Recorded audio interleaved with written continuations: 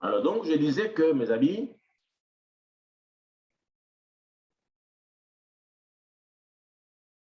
je disais qu'il n'y a pas de, on ne peut pas parler de l'hérédité,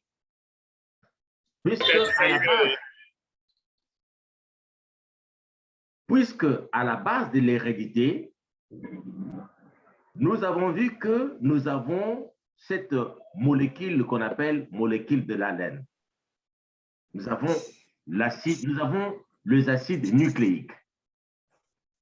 Donc, on ne peut pas avoir l'hérédité sans photosynthèse. C'est-à-dire que pour qu'il y ait l'hérédité, il faut de l'énergie. Et cette énergie, c'est grâce à la photosynthèse, contre la photosynthèse, qui est l'une des fonctions d'un écosystème, que nous avons d'énergie nécessaire pour qu'il y ait hérédité. On va expliquer cela. Vous allez voir quelle relation y a-t-il entre la photosynthèse et l'hérédité. Vous allez voir ça. Deuxième fonction d'un écosystème, c'est le cycle biogéochimique. Le cycle biogéochimique, c'est la transformation de la matière organique en minéraux. C'est aussi la minéralisation, la transformation de la matière organique. Comme exemple de matière organique dans un écosystème, le cadavre. Le cas du cadavre. Vous avez les cadavres, vous avez les troncs d'arbres qui pourrissent dans l'eau. Ce sont des matières organiques qui sont minéralisées, qui sont transformées. C'est-à-dire que vous avez une matière organique qui devient des minéraux.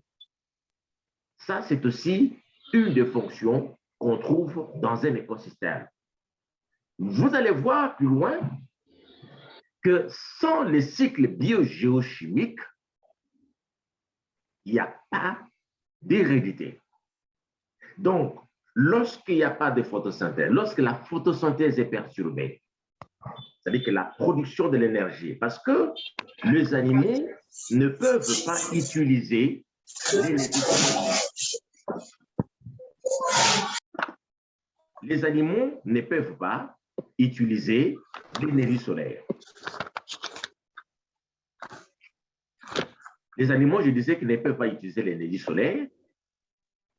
Et ce sont donc de végétaux qui sont capables de capter l'énergie solaire à partir donc de leurs feuilles vertes, la chlorophylle, le transformer en énergie chimique ou organique que nous, les humains ou tous les autres animaux utilisent. Vous allez voir plus loin comment les cycles biogéochimiques peuvent influencer ou peut fournir de la matière, n'est-ce pas, à l'hérédité. Ça, nous allons voir ça aussi. En fait, le cycle biogéochimique, la photosynthèse, fournissent à la cellule l'excès qu'on appelle les constituants chimiques de la cellule. C'est grâce à ces deux fonctions d'un écosystème, n'est-ce pas, la photosynthèse et le cycle biogéochimique, grâce à ces deux fonctions, que nous avons les constituants chimiques de la cellule que nous avons appelés les composés organiques et les composés inorganiques. Les composés organiques et les composés inorganiques proviennent de ces deux fonctions, la photosynthèse et les cycles biogéochimiques. Et rappelez-vous, comme je vous disais, à la base de l'hérédité, vous avez le gène et le gène est constitué des acides nucléiques qui sont des composés organiques. Et ces composés organiques, les éléments chimiques qu'on trouve dans ces composés organiques proviennent du cycle biogéochimique. L'énergie pour l'assemblage des atomes qu'on trouve dans ces composés chimiques, l'acide nucléique, le sucre, cette énergie provient de la photosynthèse. Donc voilà pourquoi j'ai dit, lorsque vous perturbez les écosystèmes, vous perturbez également l'hérédité. Donc, il y a une relation entre l'hérédité et l'environnement. Il y a une relation entre l'hérédité et l'environnement. Voilà pourquoi vous, en tant qu'écologiste, en tant que scientifique, en tant que biologiste de formation, il faudra absolument que chaque fois qu'on parlera de la gestion de l'environnement, vous devez voir la gestion de l'environnement au niveau moléculaire. C'est un niveau moléculaire que vous devez voir cela. L'environnement, vous n'allez pas voir l'environnement comme tout le monde. Vous devez voir l'environnement au niveau moléculaire. C'est au niveau moléculaire que vous devez voir l'environnement. Lorsque vous parlez de niveau moléculaire, vous voyez déjà que c'est l'environnement qui fournit, n'est-ce pas, à l'hérédité, c'est l'environnement qui fournit les éléments chimiques, notamment le carbone, l'hydrogène, l'azote, ça provient du cycle biogéochimique. Et nous avons l'énergie entre carbone, azote, hydrogène, azote, oxygène, qu'on trouve dans des protéines, qu'on trouve dans les systèmes. Il y a de l'énergie. Cette énergie chimique provient d'où? Ça provient de la photosynthèse. C'est la photosynthèse qui nous donne cette énergie-là. En d'autres termes, lorsqu'on détruit l'environnement, lorsqu'on détruit les écosystèmes avec la pollution, on fait la pollution, par exemple, pollution avec de matières non biodégradables, par exemple avec le plastique, vous empêchez le bon fonctionnement du cycle biogéochimique parce que ce sont des matières non biodégradables. Quand vous empêchez le bon fonctionnement des matières dans le cycle biochimique, en même temps, vous perturbez également la source des éléments chimiques. Vous perturbez. Et l'impact, c'est ce que vous voyez, nous avons sur la santé, des maladies génétiques, la malnutrition. La malnutrition peut entraîner aussi d'autres maladies que nous observons actuellement, qu'on appelle généralement maladie de civilisation. On appelle ça maladie de civilisation. Maladie liée à la technologie. Maladie qui perturbe les écosystèmes qu'on appelle maladie de civilisation. Voilà le schéma. Ça, c'est le schéma pour vous aider, pour comprendre comment, c'est quoi, au fait, l'environnement. Ce que je viens de dire, ça se résume dans ce schéma ici que vous voyez. L'environnement, vous savez ce qu'on appelle le diagramme. L'environnement englobe les écosystèmes. Donc, l'environnement, c'est quoi? C'est tout ce qui vous entoure, tout ce qui est autour de vous, les amis qui sont autour de vous, le mur que vous voyez, cet ensemble-là autour de vous, sauf vous. Donc, tout autour de vous, sauf vous, c'est ça que vous appelez votre environnement. Et cet environnement, l'environnement est constitué des écosystèmes. Et un écosystème, n'importe quel écosystème, comprend deux fonctions. Dans chaque écosystème, c'est une unité fonctionnelle et structurelle de l'environnement. C'est une unité vivante de l'environnement. Vous Mel, vous devez désactiver votre... Non? Non, dans ton... Alors, donc l'écosystème, voilà le schéma. Dans chaque écosystème, vous avez deux fonctions d'un écosystème. Vous verrez ça en écologie avec le professeur, je crois que vous avez vu ça en deuxième graduat, avec le professeur Bomba. Donc, vous avez la photosynthèse, vous avez les cycles biogéochimiques. La photosynthèse donne de l'énergie. Cette énergie, comment cette énergie arrive dans la molécule responsable de l'hérédité, l'ADN, acide désoxyribonucléique, ou l'ARN, acide ribonucléique. Où se trouve cette énergie? Cette énergie se trouve entre des liaisons chimiques. Par exemple, liaison carbone-carbone, il y a de l'énergie. L'énergie qu'on trouve entre carbone-carbone, l'énergie qu'on trouve entre carbone-hydrogène, l'énergie qu'on trouve entre azote-oxygène, Cette énergie-là provient de la photosynthèse. Comment cette énergie arrive chez nous, les animaux, les humains, les animaux, nous sommes les animaux, comment ça arrive? C'est lorsque nous mangeons. C'est pourquoi on dit, Théophile Mbemba de Prosser dit, la santé est dans l'assiette. Lorsque nous mangeons du sucre, lorsque nous mangeons les fruits, l'énergie solaire, dans la photosynthèse, nous mangeons, c'est cette énergie-là qui forme cette molécule qui transmet les informations d'une génération à l'autre. Alors, dans cette molécule, nous avons les éléments chimiques. Nous avons le carbone, nous avons le phosphore, nous avons l'oxygène, nous avons les hydrogènes.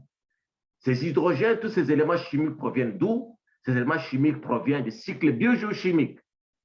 Ce sont ces cycles biogéochimiques qu'on trouve dans les écosystèmes. Ce sont ces éléments chimiques qui vont se ressembler grâce à l'énergie solaire, à la photosynthèse, pour former cette molécule vitale. La molécule qui assure, la molécule qui est à la base de la ressemblance, la molécule qui est à la base de la transmission des informations d'une génération à l'autre. Détruire les écosystèmes, c'est détruire l'hérédité. Lorsqu'on détruit les écosystèmes, lorsqu'on pollue, lorsqu'on détruit les arbres, on fait la déforestation, on empêche la photosynthèse de se réaliser. Lorsqu'on pollue avec les sachets que vous jetez par-ci par-là, les matières non biodégradables, vous détruisez aussi, vous perturbez les cycles biochimiques, par conséquent, vous perturbez l'hérédité, par conséquent, vous attirez beaucoup de maladies héréditaires et aussi d'autres et autres. Ici, vous avez, je vous ai envoyé des vidéos, je ne peux pas continuer, je ne peux pas lancer ça, c'est juste, ça c'est la vidéo. Bon, ça je vous ai donné. Ça c'est un exemple de cycle biogéochimique. Voilà.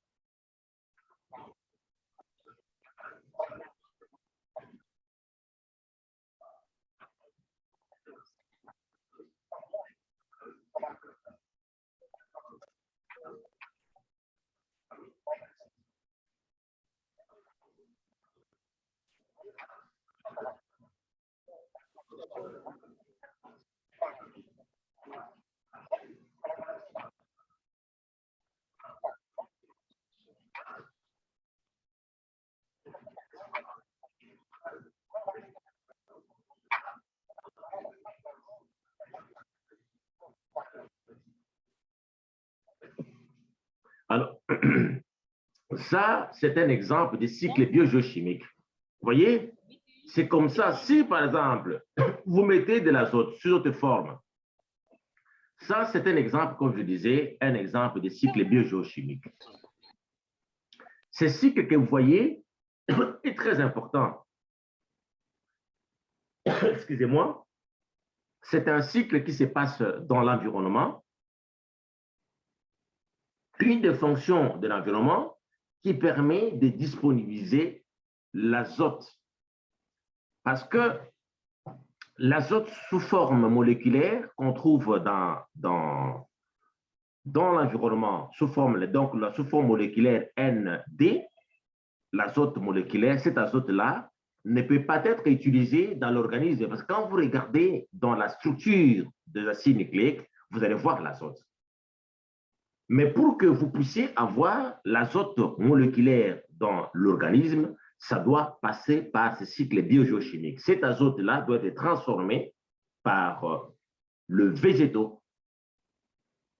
Et une fois transformé, lorsque vous mangez les fruits, lorsque vous mangez n'importe quelle partie de cette plante-là, c'est à ce moment-là que ça peut entrer dans notre organisme. Ça entre, comme tout ce que vous mangez de vitamines, de protéines, vous mangez, et c'est à ce moment-là que ça peut être sélectionné pour entrer dans l'organisme, dans la synthèse des protéines et consorts. Donc, vous avez ce cycle biogéochimique qui permet de transformer l'azote moléculaire en nitrate, qu'on appelle la nitrification, et nous avons aussi l'intervention de bactéries sous-sol qui s'occupent également de cette transformation-là. Alors, lorsque vous détruisez l'environnement, lorsque vous polluez, lorsque vous détruisez les bactéries du sol avec certaines substances chimiques, à ce moment-là, on détruit, n'est-ce pas, le cycle biogéochimique et les conséquences sont énormes, conséquences négatives sur l'hérédité, et c'est ça qui engendre des maladies qu'on appelle maladies de civilisation. Ça, c'est un cycle biogéochimique. Alors, ça, c'est un schéma, n'est-ce pas, qui résume la relation environnement, hérédité. C'est ce qu'on venait d'expliquer aussi. Vous avez regardé cette flèche ici, ce qui se passe ici, c'est ce que vous voyez. Ça, c'est ce qu'on voit.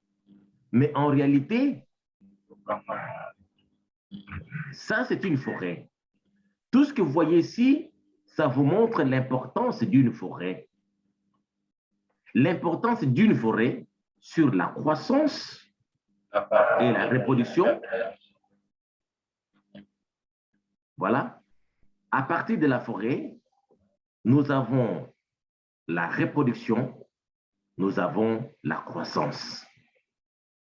La forêt nous donne les aliments, les fruits, grâce à la forêt. Et lorsque nous mangeons, nous avons les éléments chimiques qu'on trouve dans la nourriture, voilà, le fer, les cuivres. Et je vais vous montrer plus loin que la carence en fer, la carence en cuivre, la carence en iode provoque des maladies.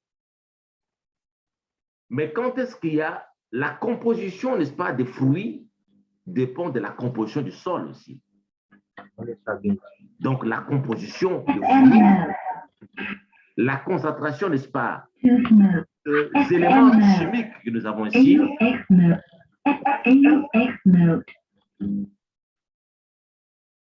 la composition, n'est-ce pas, des fruits, la teneur des éléments chimiques comme le fer, les cuivres, l'iode, les carbones qu'on trouve dans un fruit dépend surtout de la composition du sol, dépend du cycle biogéochimique.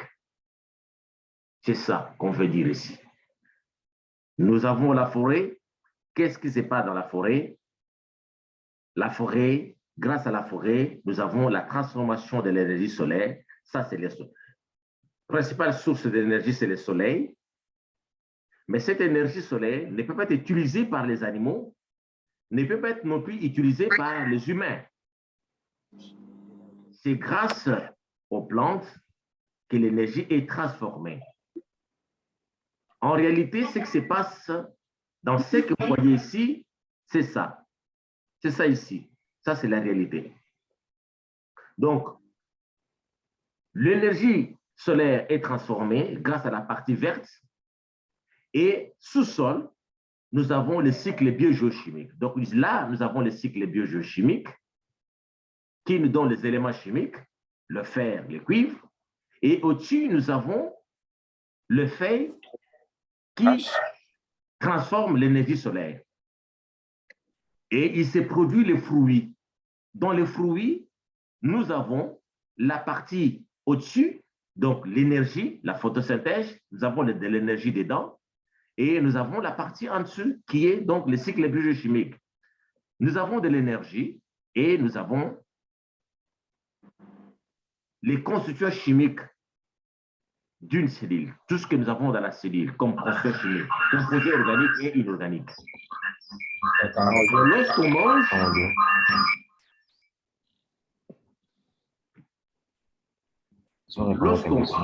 on doit, il ne faut pas continuer à déranger comme ça, mes amis, s'il vous plaît. Essayez un peu de désactiver vos micros. Désactivez vos micros, s'il vous plaît. Désactivez vos micros.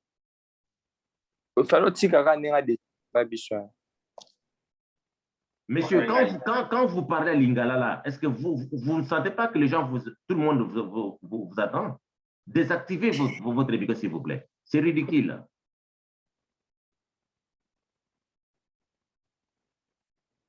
Vous voyez, quand vous faites ça, ça montre, ça c'est le laxisme. Vous allez comprendre, vous venez à peine d'arriver, vous allez vous informer, on va vous dire qui est le professeur qui ça. Vous allez me comprendre. Notre réponse sera avec l'examen. Alors maintenant, quand je vous explique, vous mettez les micros, puisque vous êtes habitué, quand vous échouez, vous allez négocier les points. Vous allez comprendre, mais il faut aussi vous informer sur les professeurs qui vous enseignent. Vous allez comprendre ça après quand vous allez faire l'examen. Hein? Que vous ne pouvez pas continuer à déranger avec les micros. Vous allez le comprendre, mes amis. Essayez de vous informer. Après les cours, essayez de poser des questions. Qui est le professeur qui ça? Et là, vous allez comprendre que vous ne pouvez pas continuer à déranger. Parce que je vous comprends, vous êtes habitué à ce laxisme qui caractérise tous les pays. Bon, les gens trouvent que bon, on peut déranger Togosololakak. C'est ça le langage des Quinois, Togosololakak. Hein? C'est là quand je vous dis de désactiver les micros, vous dérangez. Ah bon, ce que tout de suite est Togosololakak. Mais vous me verrez comment? Vous ne serez pas me corrompre. Vous ne serez pas, mais vous n'avez même pas d'argent pour me corrompre. C'est pour cela que je vous dis désactiver les micros pour que vous n'ayez pas les problèmes. Parce que je vous ai donné les éléments, je vous explique. Mais quand vous dérangez avec le micro comme ça, vous le faites exprès, ça peut être dangereux parce que si vous ne comprenez pas le cours, moi, on ne me demande pas les points. Et moi aussi, dans ma vie, depuis que je suis professeur, je n'ai jamais demandé à un collègue ou à quelqu'un d'intervenir pour un étudiant. Je n'interviens jamais pour l'étudiant et justement, n'interviens non plus. Faites attention. Je vous crois que vous avez lu le plan de cours. La discipline, j'ai parlé dans le plan de cours, essayez de le relire, j'ai parlé de savoir-être. Parce que lorsqu'on parle de compétences, on dit que nous formons des étudiants compétents, les cadres compétents. Moi, je définis compétence comme étant cette capacité de mobiliser, de combiner le savoir-faire. Le savoir-faire, c'est ce que je vous apprends maintenant dans les cours. La science que je vous donne, mais cela, ça ne suffit pas. Il faut aussi combiner le savoir-être. Le savoir-être, ce sont des attitudes, hein? Le respect, l'esprit d'écoute, qu'il faut combiner pour qu'on dise que vous êtes compétent. Moi, je ne me limite pas seulement au savoir-faire, mais le savoir-être aussi. Alors, donc, je disais que ici, ça, c'est le résumé. C'est ce que la forêt ou les forêts nous donnent, la nourriture, et cet ensemble, tout ce que je viens de mettre ici, c'est le schéma qui résume l'écosystème. Alors ici, nous avons actuellement, il y a depuis un certain moment, il y a une discipline qu'on appelle oligothérapie, l'oligothérapie. Parce que vous savez, c'est très important cette partie. Il y a des maladies, effectivement, on doit faire la différence. Il y a d'autres maladies qui sont d'origine microbienne, des maladies parfois d'origine microbienne, mais il y a d'autres aussi maladies qui sont liées à la nourriture, à l'assiette. Des maladies qui sont liées à l'assiette. Bon, je vais voir comment je peux désactiver, je peux supprimer. Je vais supprimer ATG, je le supprime. Oui, tu n'assistes plus au cours, je t'exclus le cours. OK, supprimer. Alors, soumettre. OK. D'accord. Merci d'avoir soumis. OK.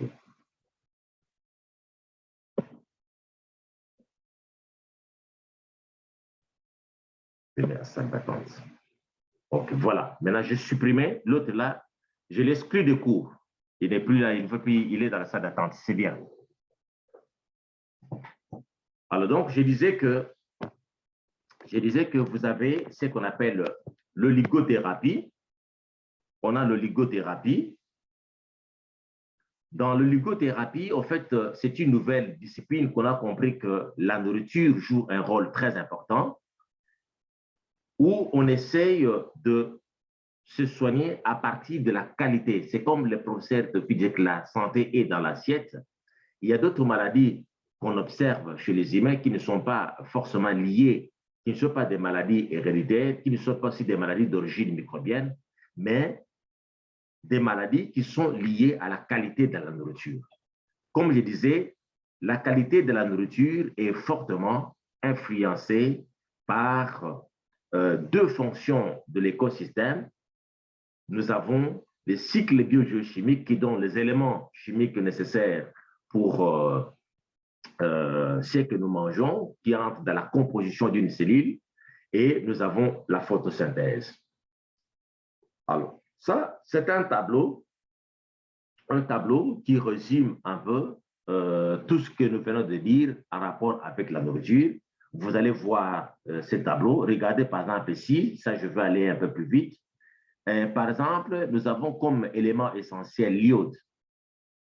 Alors, l'iode, c'est un élément essentiel et il risque de carence démontré. Pour l'iode, le risque de carence pour l'iode est démontré. Lorsque vous avez une carence en iode, alors qu'est-ce qui va se passer?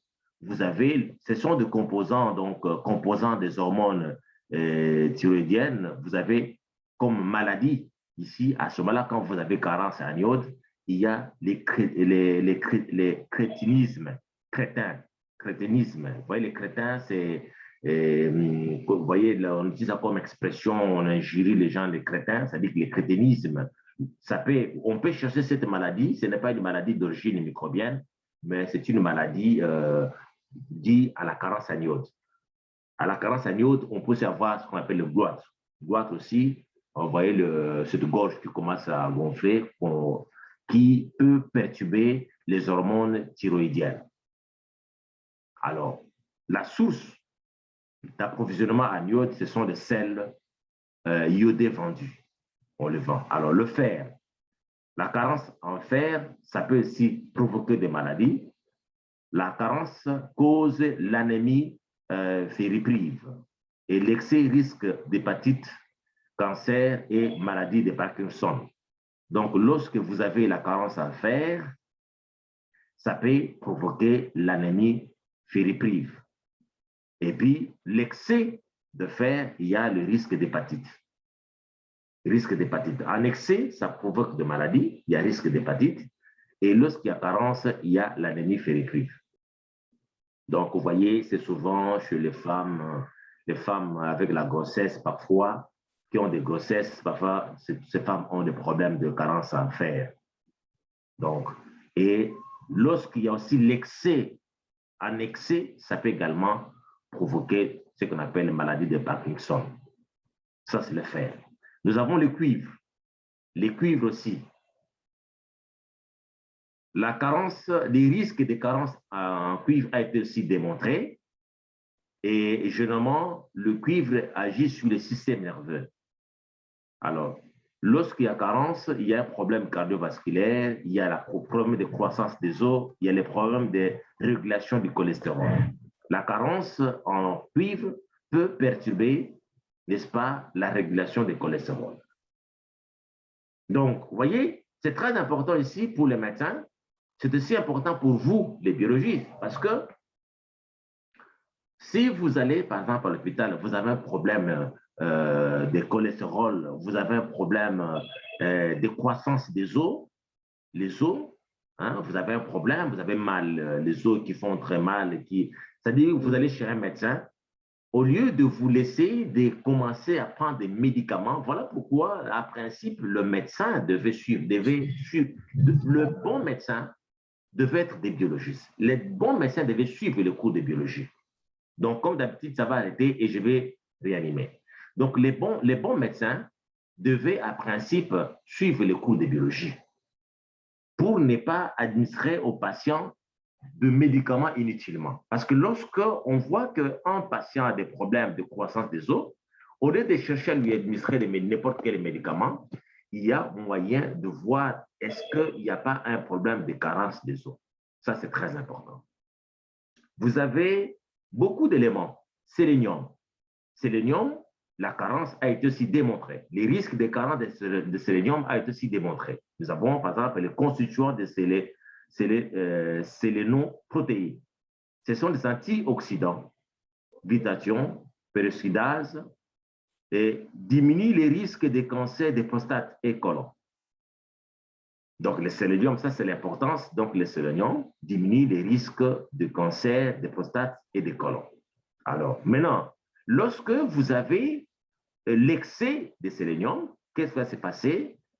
Il y a fragilation des ongles, perte des cheveux et diarrhée. Donc, lorsqu'il y a fragilation des ongles, lorsqu'il y a perte des cheveux, donc ça entre dans la composition de la kératine. La kératine qui est une protéine qui joue le rôle de soutien des ongles, rôle de soutien des os. Donc, sélénium entre dans la composition des protéines de soutien qu'on appelle la kératine. Donc, lorsque vous en avez pas un excès, ça peut aussi jouer sur la fragilation des ongles, perte de cheveux et de diarrhée. Donc, le rôle est démontré. Quelle est la source? Puisque je parlais de oligothérapie, quelle est la source de sélénium? Vous trouverez le sélénium dans les rognons, ail, dans les poissons, dans les mollusques et les œufs.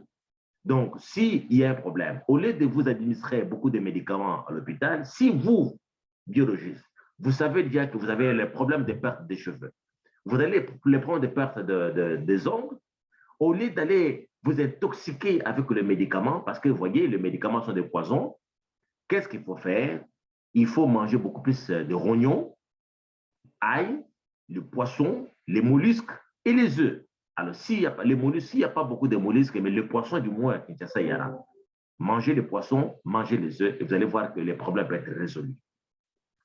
Donc, vous avez beaucoup de listes. Essayez de lire ça. C'est très important pour vous. La liste est longue. Ça, c'est pour vous montrer, nous sommes partis de l'environnement. Nous sommes partis de l'environnement. Nous avons dit que l'environnement comprend les écosystèmes. Les écosystèmes, ce sont des unités fonctionnelles et structurelles de l'environnement. Et pourquoi les unités? Ce sont des unités vivantes. Et pourquoi unités fonctionnelles?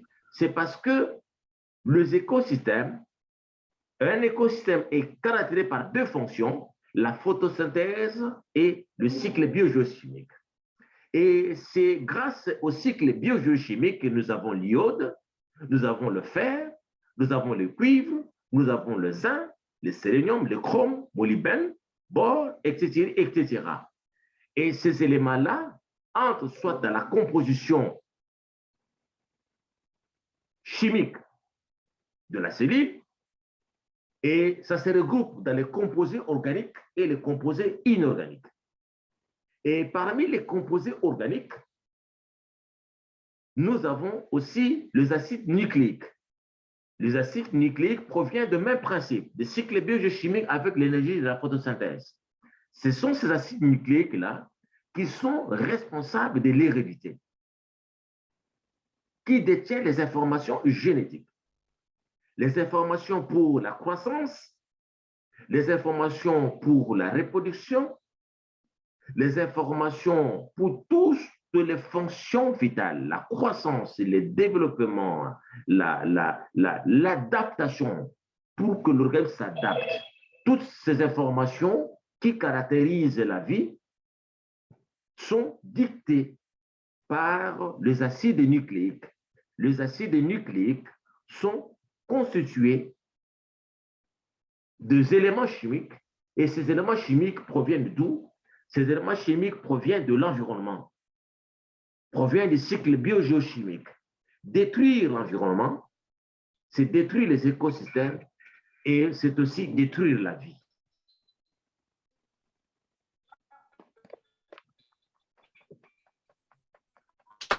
Alors, voilà maintenant, ça c'est un schéma qui nous montre la relation composée chimique de la vie et l'hérédité. Je viens de parler de cela. Maintenant, voici le schéma. Regardez ici, dans ce schéma, ça c'est l'ADN, acide désoxyribonucléique. L'ADN est constitué, on va voir ça plus loin en détail.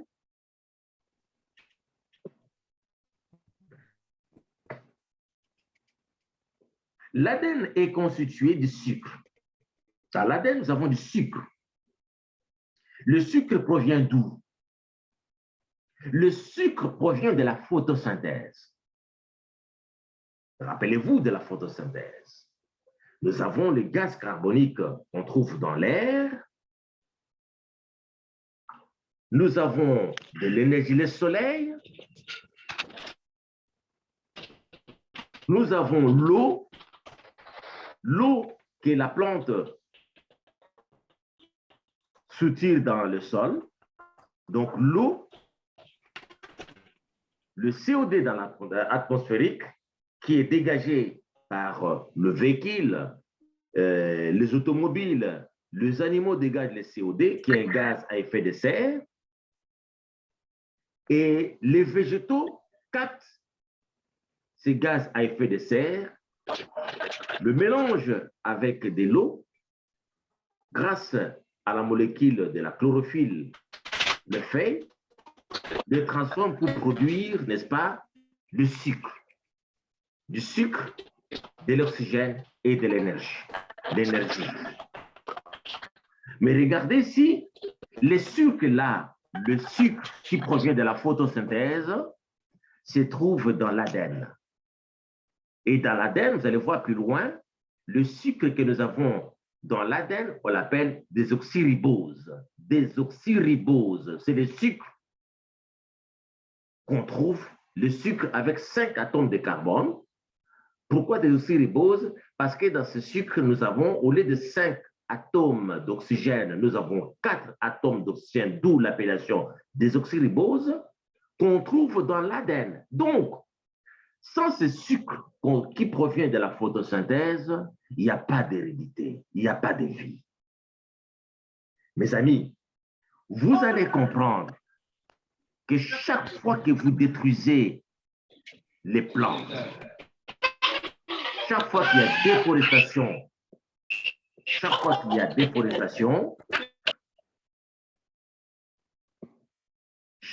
déforestation, est-ce qu'aujourd'hui, vous pouvez comprendre le risque de la vie?